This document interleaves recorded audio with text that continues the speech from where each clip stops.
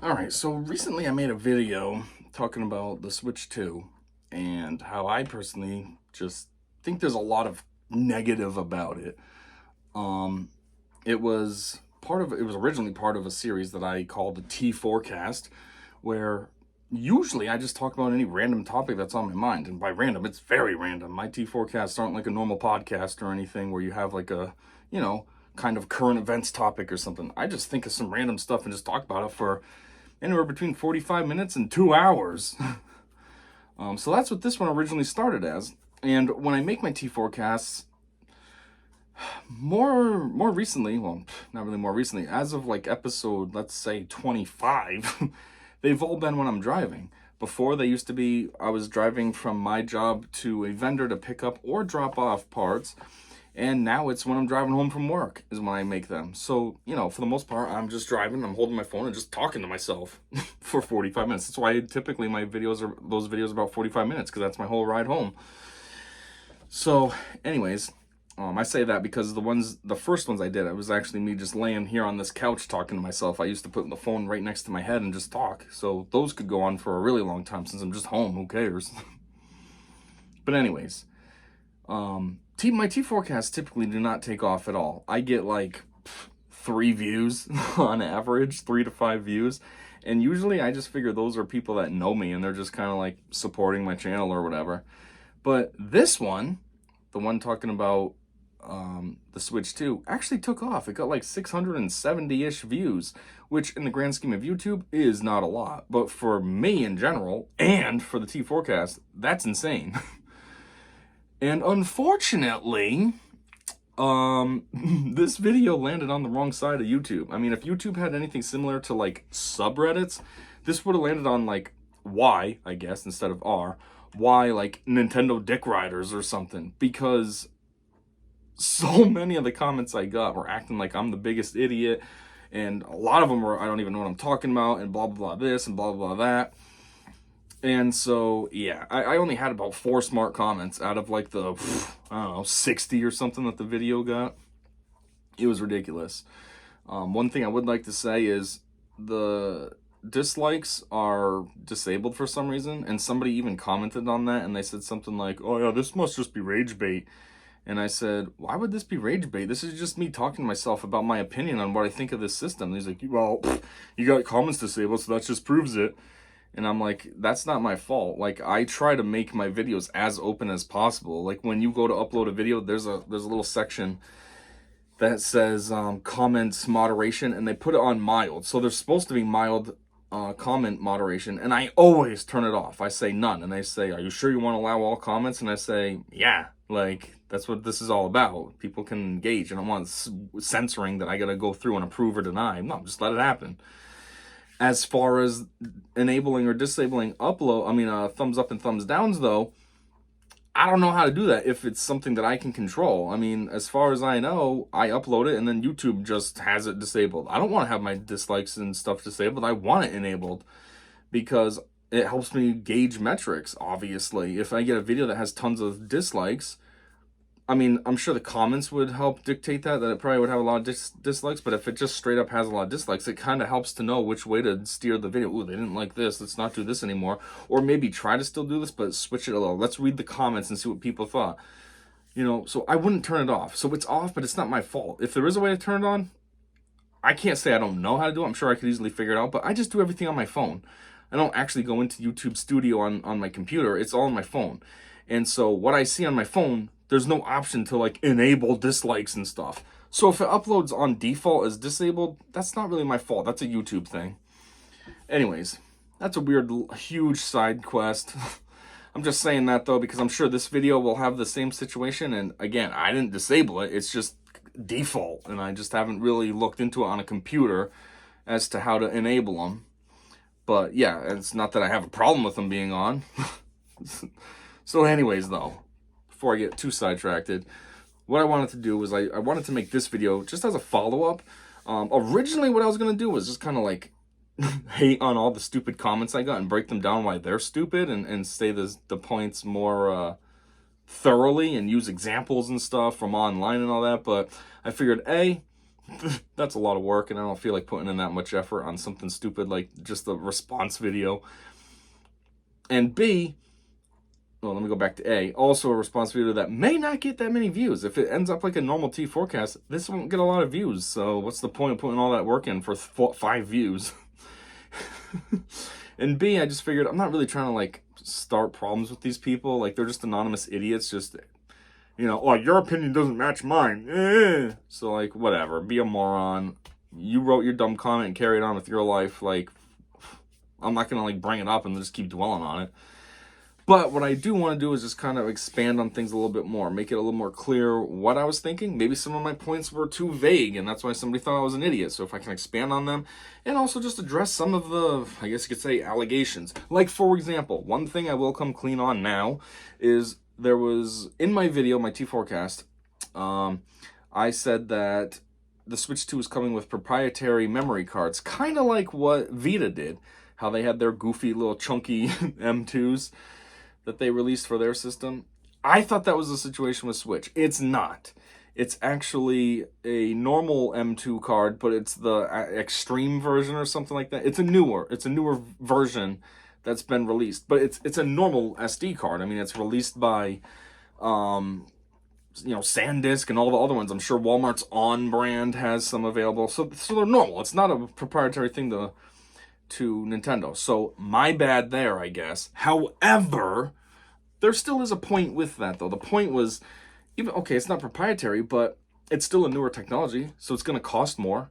Like, memory cards are relatively cheap nowadays. I look at them all the time. It's like, you can get like 128 gigs for like $15, and I'm like, geez, I remember when 128 was like, you know, $75 or something. Now it's $15. It's nothing, and you get like a decent amount of memory. So these new ones, though, since they're newer technology and all this, and from what I hear, they released in December, so like they're very new. At this point in May, they're only, what, 5 months old? Maybe 6 months, depending, like if they released December 6th, well, May 6th would have been the 6-month mark. But otherwise, you know, they're very new, so they're going to cost more just by default. So, you know, what this does is when you buy the Switch 2, if you want to expand your memory, you got to pay more for it. And you can't use your existing memory cards because they're not going to work. Unless you happen to have some of these extremes already, because you're just somebody who's like a huge tech, whatever the word is I'm looking for. Kind of like a cinephile, but a techophile, I guess. I don't know. And you just are like, oh, what's this? I got to get this. But otherwise, those memory cards you already have, no good. They're not going to work. So you have to go out and buy new ones. Now, granted, the Switch 2 does come with a much more robust internal memory, storage, whatever I'm trying to say, versus the regular Switch. I mean, regular Switch is what, 32 gigs?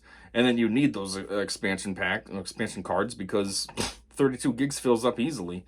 Where the new Switch is what, 128? So on the surface, that's good. But it's like, okay, what if the 128 gigs, though, is because the games are bigger, the files are bigger, so you need that extra space. So it's like, what's the trade-off here? You know what I mean? It's kind of like back in the day on PlayStation 1. Your memory cards had 15 blocks, but a game took up a block, typically. Some of them took up more, but for the most part, it was just one block. Whatever the block was, who cares? It took up one block. And then PlayStation 2, kind of the same idea, but a little bit larger. You know, now it started to have megabytes. Ooh, 8 megabytes. That was like a good memory card in PlayStation 2. Then the PlayStation 3 comes out, and that thing's 20 gigs. I mean, that sucks now, but then it was like, whoa, that's a lot. What's going on here? That's because the games were way bigger. You needed all that. So, all I'm trying to say is, does the Switch 2 actually need a lot more space to save versus the regular Switch? So that 128 is just proportionate from 32, you know what I mean? I mean, what is that, 4 times more memory? So does each game take up 4 times more space to save? Which means you're 4 times more likely to need to buy these new extreme cards that cost more money. So, yeah, okay, I misspoke, but there still is a point as to why that kind of sucks. Anyways, I have a little list here, so if I'm looking down, that's all. I'm just trying to remember my points. Okay, said all that. So, anyhow, one thing right out the gate as to why I was critical of Nintendo is, well, geez, I say one thing, but there's quite a bit of reasons why I'm critical of the Switch 2. First off, I want to make it very clear that I'm somebody who's been like a lifelong Nintendo fan, okay? I'm a guy in my mid-30s now, and I've been playing Nintendo products since I was like 6 maybe, somewhere in that range, somewhere between 5 and 7. I don't really know when I started, probably more towards 6. But yeah, I was playing my dad's original NES, which I still have. I inherited it, so it's mine now, and I still have it plugged in. I mean, I just recently unplugged it for the season because in summer it gets hot in my place, so I like to box it up to kind of try to protect it. I don't know if it makes any difference, but still, I don't want the system getting hot. You know, it's not like a system of today where it has internal fans and stuff, or at least I don't think it does. So I don't use it in summer, but in fall it might get re-plugged back in, and you know, I'll be playing it fall, winter, and spring again. But yeah, so I still play that. And I've had almost every Nintendo system except for Virtual Boy and like Super Nintendo. Otherwise, I had a N64, GameCube, Game Boy Advance, Game Boy Advance SP, DS, DS Lite, DSi, 3DS, a Wii, Wii U, Switch now. I've had them all. And I've played them a lot. I have hours and hours and hours and hours logged into a bunch of these systems. I say hours, I should say hundreds of hours is more fitting. I mean, geez, I know on Game Boy Advance, just one game alone, I have 215 hours logged into it, and that's one game. So, you know, I'm a huge fan of Nintendo products. I've always had a Nintendo product. I mean, the other thing I'm a fan of is PlayStation, because that was the first console that was mine. Like, I played my dad's NES as a kid, but my first personal console was a PlayStation 1. So I've always had, like, a soft spot for PlayStation and for Nintendo. But I've always maintained, like, both systems. Even if I didn't have the console for Nintendo, like the home console, I had the handheld while I was playing my PlayStation or what have you. So, you know, being critical of the Switch 2 is somebody who's, like, a fan and kind of wanted to get the Switch 2. But now I'm having second thoughts, like, you know, I don't feel like it's worth my money to be spending on this system when I don't feel like Nintendo is having the fans' best interests in mind. It seems like they have more their best interests for money and all that in mind with minimal effort. I mean, speaking of minimal effort, you know, as a design engineer myself for the past, 14 years? Yeah, 14 years. Wow. Didn't realize it was so long until I said that out loud. But, you know, I think about designs all day, every day. Even stupid things that I buy in the store, sometimes I'll look at and just think, I wonder how they made this. Think about the design process of the part itself. Think about how they designed the tooling so that way then they could mold it and make it and all this. And when I look at the Switch 2, I think there's barely any effort into this. I think about if I worked at Nintendo and they tasked me with redesigning the Switch to make a Switch 2, what they came up with was the easiest job ever. They kept basically the same overall size. What'd they do?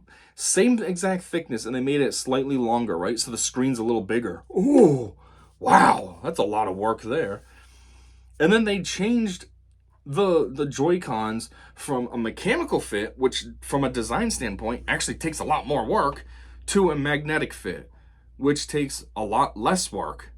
You know what I mean? Before, you had to have those little slides that went in to each other, have the little snap that connects, so that then the controllers were stuck there. Now you get rid of all that, and it's just flat with 2 magnets. And then they just... Like, the design is not only extremely derivative, but it's easier than the Switch 1. So I'm looking at it from a design standpoint, and I'm looking at the overall price, and I'm like, they want $450 for what? I mean... The design had nothing to do with it. The design was 5 minutes and the guy was done. Hey, I came up with the Switch 2. What do you think of this? Wow, looks great. Good job. You know? And then I look at the features of the Switch 2. I'm like, okay. So it has what? Like on average, a 720 output or something up to 4K, which I don't even know what the up to 4K is. Is that handheld mode only? Or is that when it's on a screen? And then I heard some people saying that the 4K isn't even real. It's like AI upscaling. So anyways, regardless of what it is, I'm like, this technology's been out since PS5. PS5 released 5 years ago.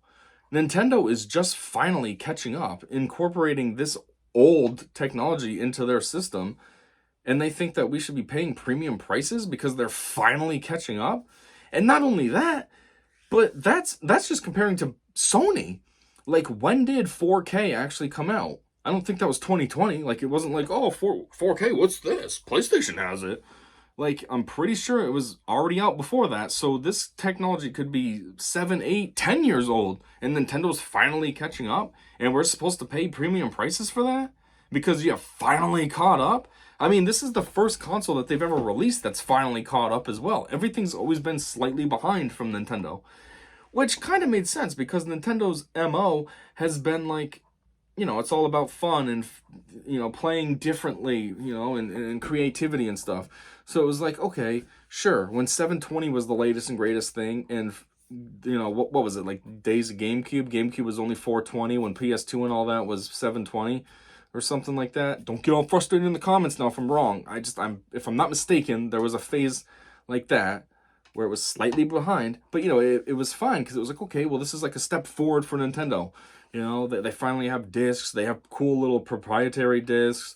They got a cool controller that everyone loves. It's a nice little cube that's like portable and stuff. So you kind of forgave it, and that's been their thing all along. You've always forgiven that they're behind, because they were more about the games and like a family experience, if you will, like playing multiplayer games like Mario Party with your family and stuff, rather than, oh yeah, I'm a hardcore gamer. Look how sick this game looks on my TV. It's like I'm really there. It feels real. So anyways, though, now that they've caught up, it's like, well, are you trying to use that as the reason that you're going to charge more? Because you put in old technology in your console? I mean, geez, before you know it, 8K is going to be taken off. I mean, they already talk about 8K, but it's more just kind of like a joke, like, yo, okay, 8K. But soon enough, that'll be a thing. And here's Switch 2. Oh, I'm finally 4K. You should pay a lot for me.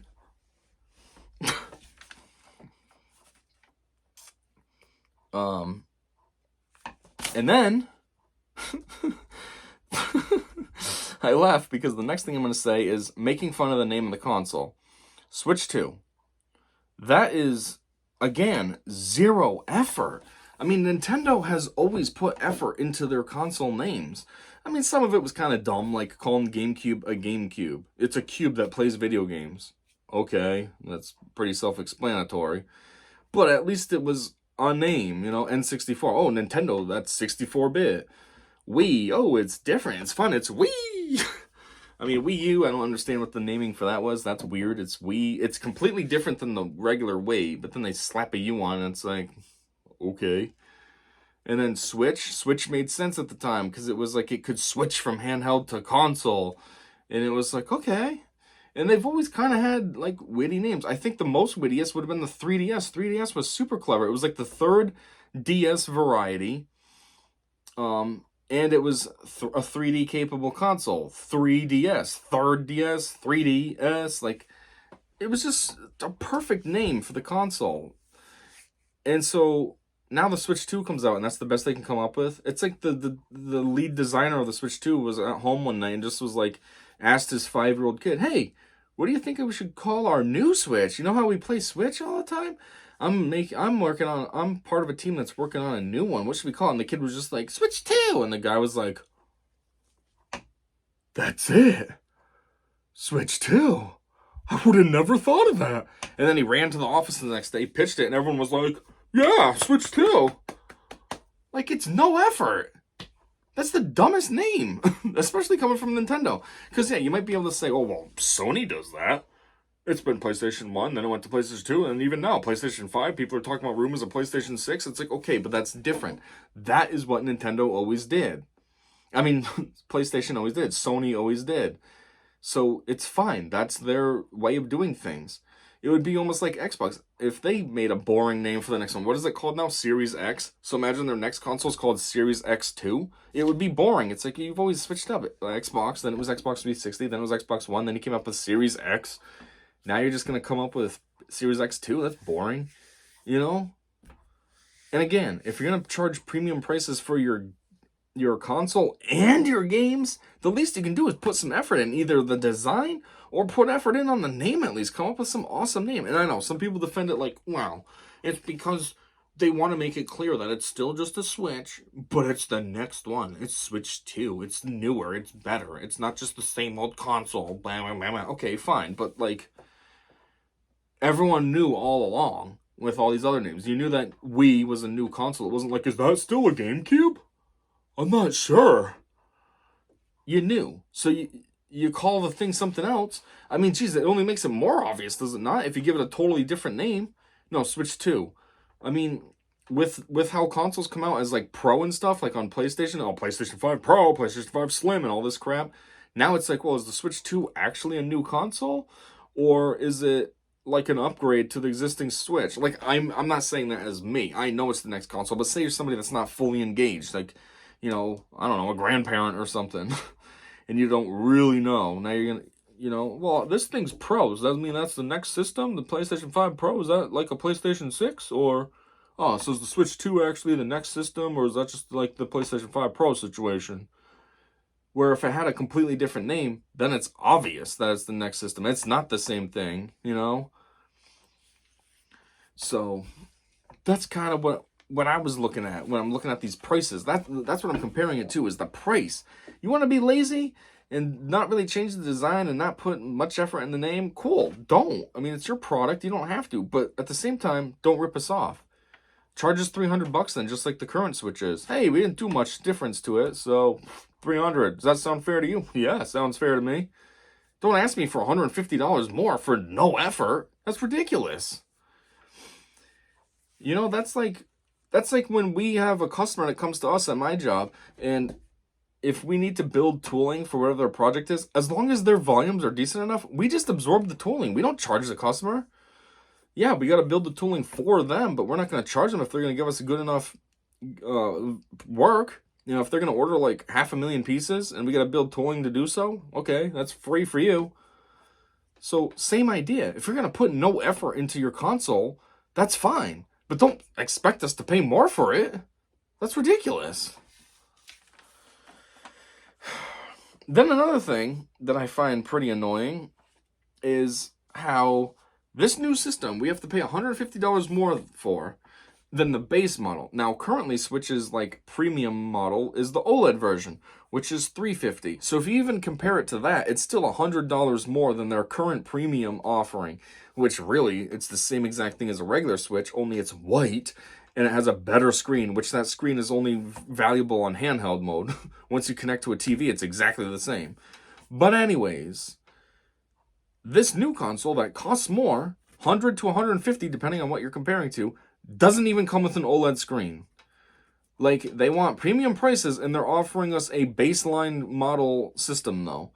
Which just makes me also annoyed with this console, and why I'm seriously considering not buying it, and I have issues with it and made that last video. Because I'm like, what does this mean? In the future, they're going to release Switch 2 OLED, and then charge $50 more for it, like they did with the regular Switch? And it's like, you know, you could have just you already have the technology. You put the OLED in your current Switches. Moving forward, you should just build on it. You know what I mean? When you go to school and you're learning math, math just builds upon itself. It doesn't like go to this level of math, then you go to this level of math, then all of a sudden the next level of math you're down here, and then the next level of math you're up here. No, it just keeps building. So you have a Switch OLED, you're going to make a Switch 2, put that OLED in the Switch 2. At least give something that you can explain is why it costs so much. No, they're going to do a Switch 2 OLED and charge another $50, who knows, maybe even more. And so now you're going to have a Switch that's going for $500, which is ridiculous. I mean, for something that's marginally better than the current Switch, to pay $500, would you pay $500 for a current Switch? No.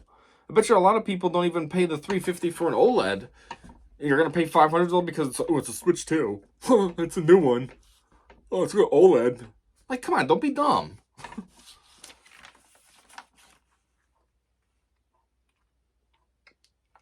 Anyways, I'm trying to figure out what I'm saying here in this next point. It's called point 3. I feel like it should have been point 2. I don't know. Well, anyways, we'll just start talking about it. So I have something here that says, oh, yeah, okay. So, that's what this point was about.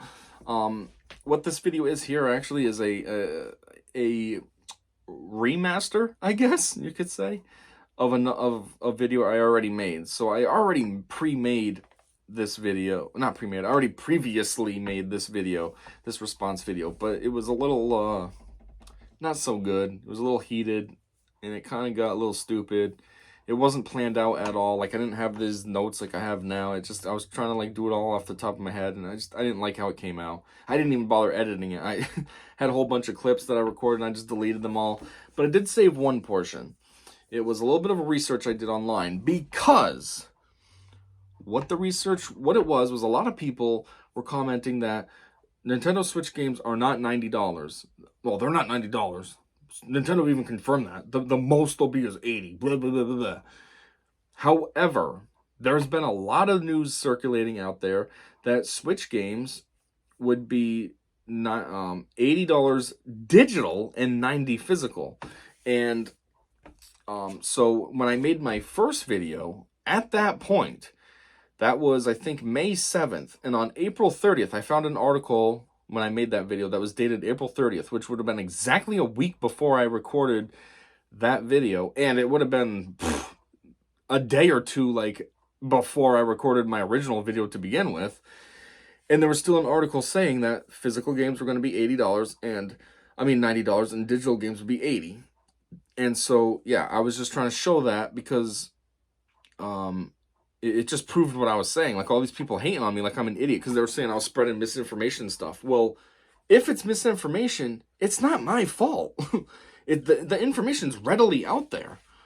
So anyways, before I get any further, I'm going to plug it in right here. And what I want to do is just give you a heads up that it's a little bit aggressive because, again, it was my original recording. So it's a little more sassy than this tone has been. So that's why. But the overall research still stands, though. So anyways, let's just take a look at it. All right, so I'm going to do this in real time, just so you can see exactly what A, I might have seen, and B, so we can put this to rest. So, to start, sure, let's go to Google. Oh, I'm on Google. Oh, let's see. Nintendo Switch 2 $90 games.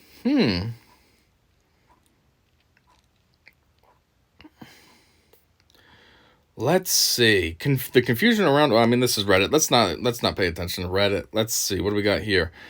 That's still Reddit.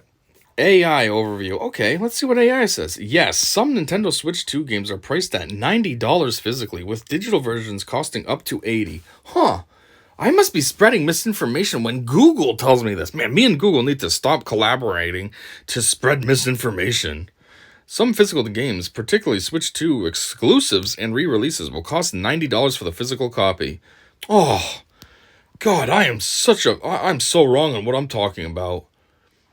Is there a date on this so I can see how current this is? Also, what's the source? It looks like it's YouTube and Reddit. So, okay, let's ignore the AI. Maybe the AI is a little bit wrong. Let's see. Can I find an article somewhere? Let's see. YouTube. Nope. Well, this was April 11th, April 7th. Anything newer?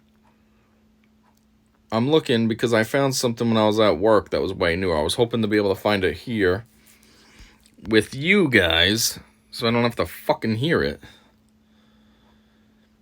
Oh, what's this say? Nintendo confirms $90 price for full Breath of the Wild experience on Switch 2. But there's no $90 games, but apparently Nintendo confirmed it. Well, I guess I'm just over here lying. I'm an idiot. Ooh, April 24th. April 24th, 2025. It's not $80 or $90. It's $10. Oh, well, something else. Family boards. April 10th. Nope. April 6th. It's a little bit too old. April 10. April 28. Ooh, April 28.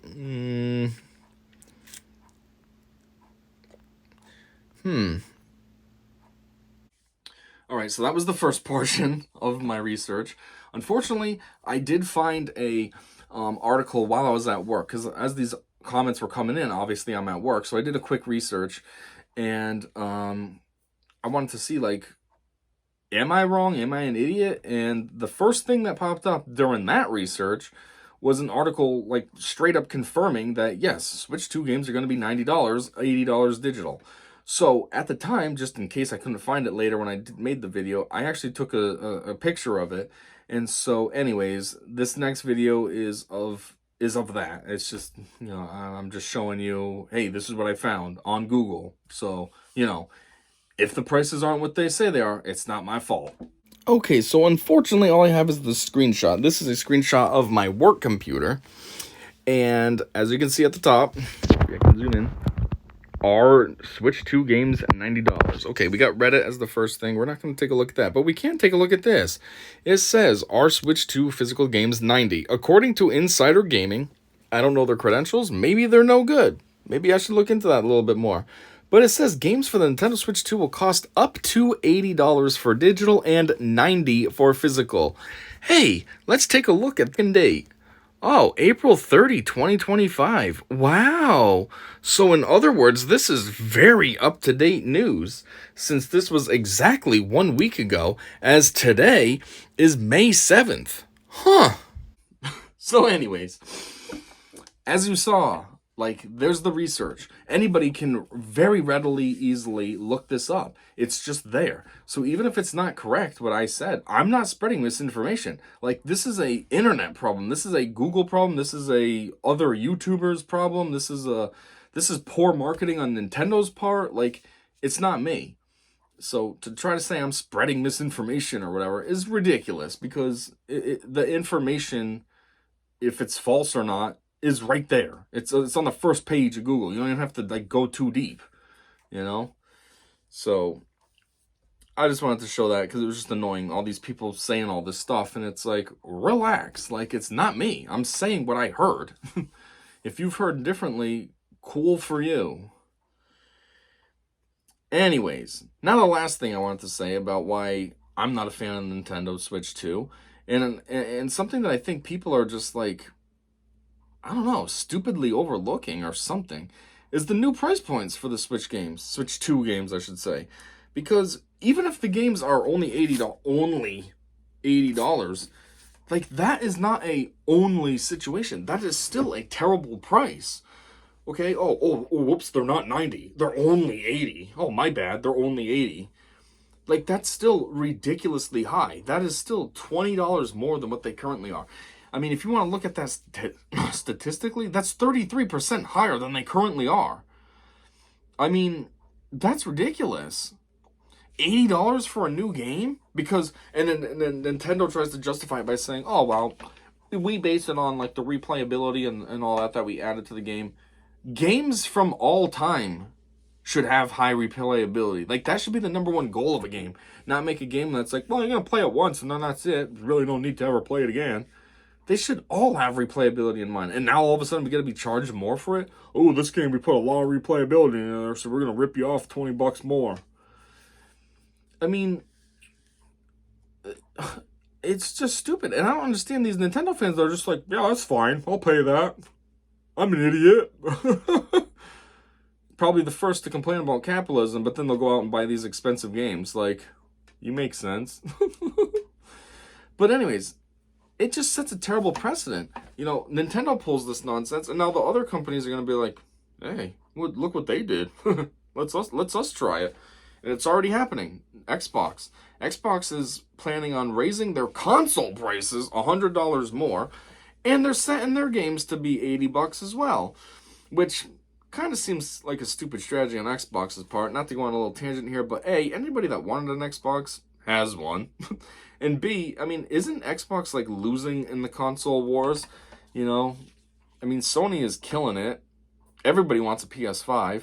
And obviously Nintendo's doing just fine being its own niche little thing. And Xbox is just kind of hanging on like, our 360 days were our glory days. Ever since then, nobody cares about us.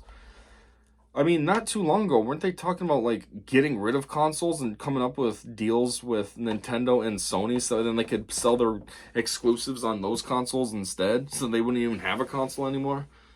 So it just seems kind of weird to sell your console for $100 more when nobody's buying it in the first place, but okay.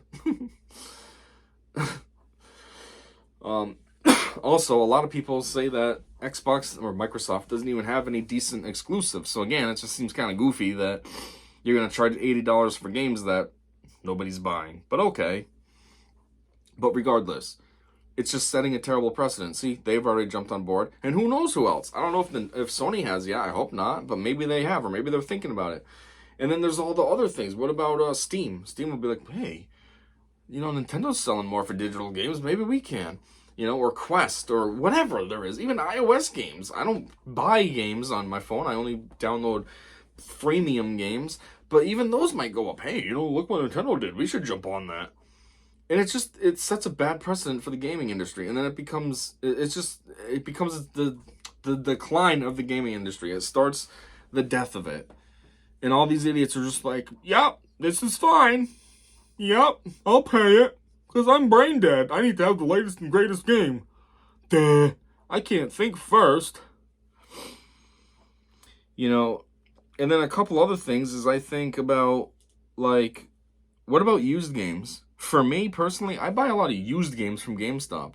Now, GameStop, a lot of times their pricing sucks, but their used games are usually like, 5% less? Not even that juicy, but it's something, at least. But now if a game's going for $80 new, 5% less is, $4? I mean, so that puts it at $76 used. Even if it's 10% off, that's still $72 used. I mean, for comparison purposes, it took me forever just to buy Tears of the Kingdom. Because used, that game is $64.99. And I was like, I'm not paying more for a used game than every other game new costs. Every other game's $59.99. I'm going to pay $64.99 for this one used? No, F you. The only reason I have it is because recently, GameStop had a sale, buy two, get one free.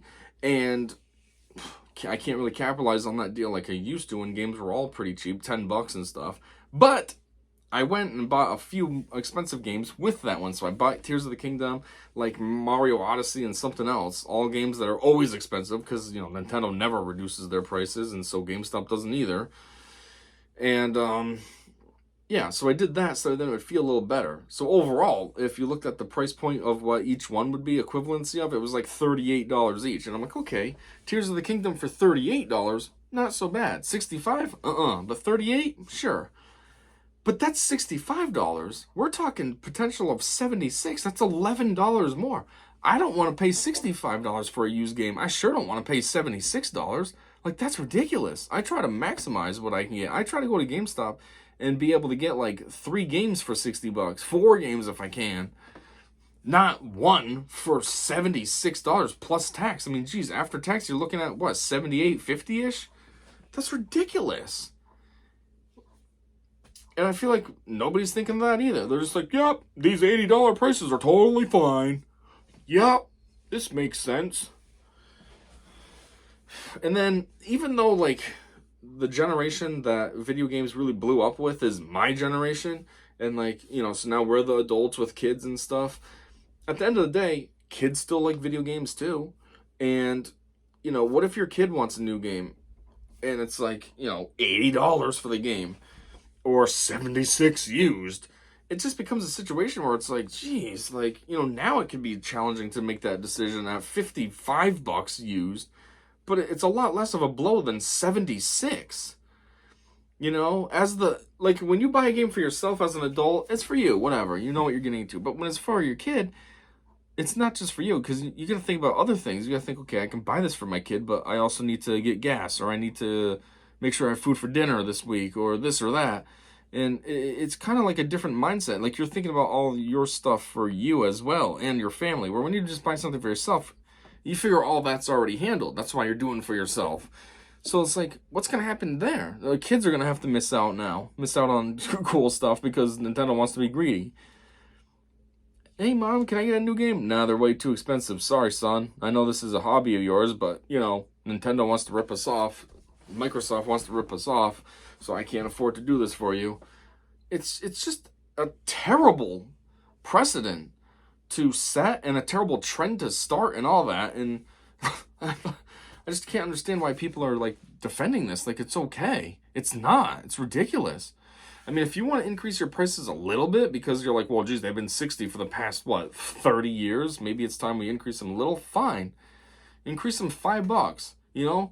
Make it so new games are 65 now instead of 60. Like, you're still getting a little bit more.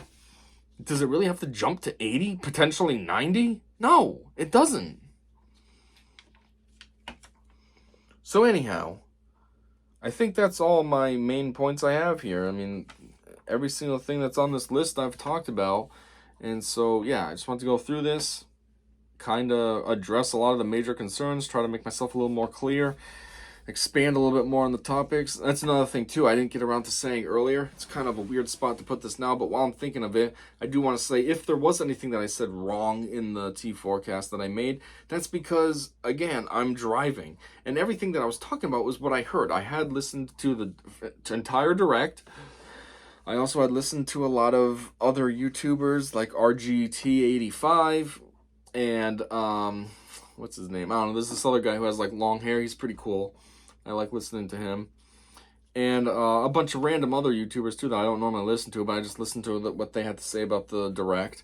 And so, yeah, that's basically what my information source was at the time. Those people plus the Direct itself.